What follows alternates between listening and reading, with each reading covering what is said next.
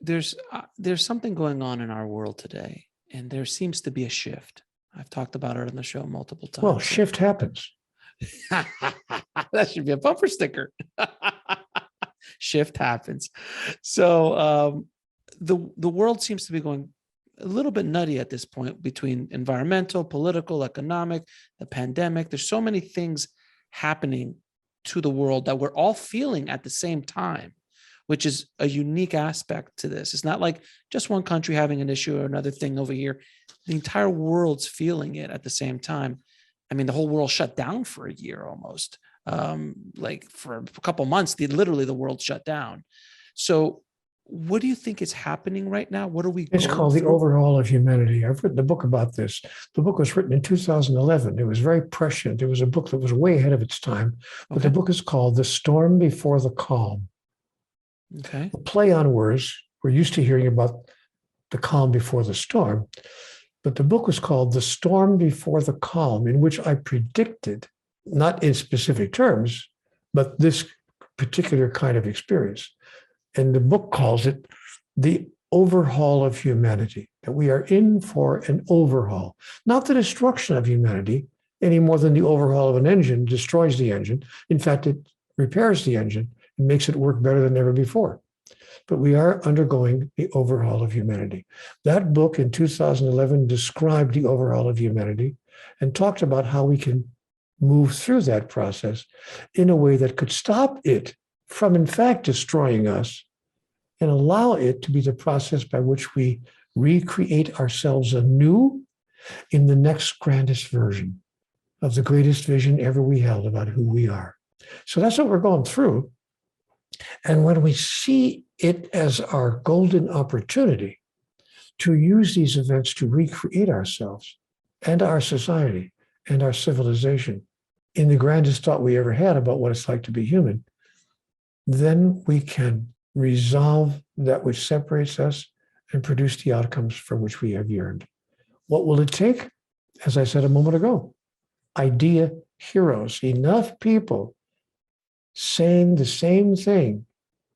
Not just let's stop these behaviors, but let's look at the beliefs that have created these behaviors and see if we can change those beliefs. When we have enough idea heroes to produce that message, then the first domino will fall. And once the first domino is tipped over, the rest of the dominoes will follow. But that's how, my dear Alex, all civilizations, not just those that have existed throughout human history on this planet, but all civilizations in the cosmos. And of course, there are many. There's intelligent life in the cosmos, not here, but elsewhere in the cosmos. There is intelligent life.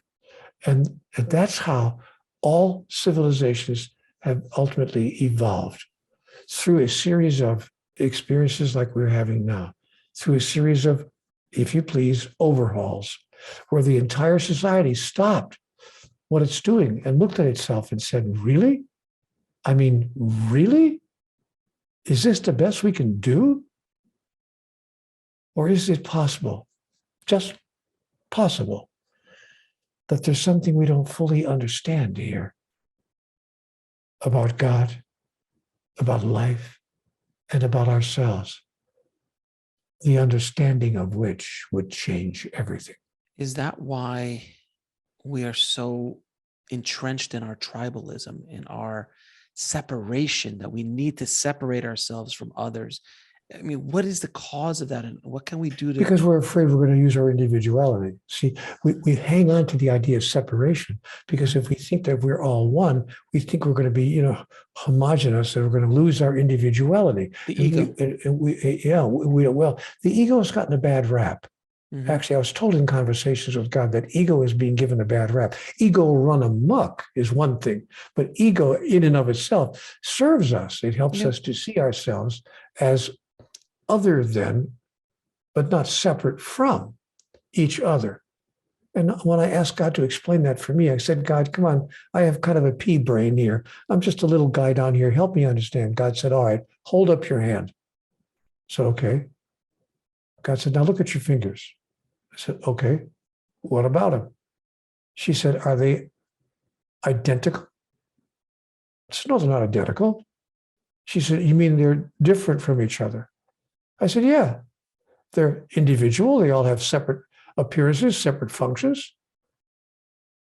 She said, but are they separate from each other, or are they part of the same hand? So, well, they are part of the same hand.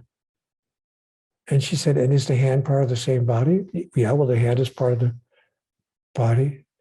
Oh, so individuality does not mean separation. I see. I see. God said, well, then would you do me a favor? Give me a hand here. God has a fantastic sense of humor. And a great way to play with words.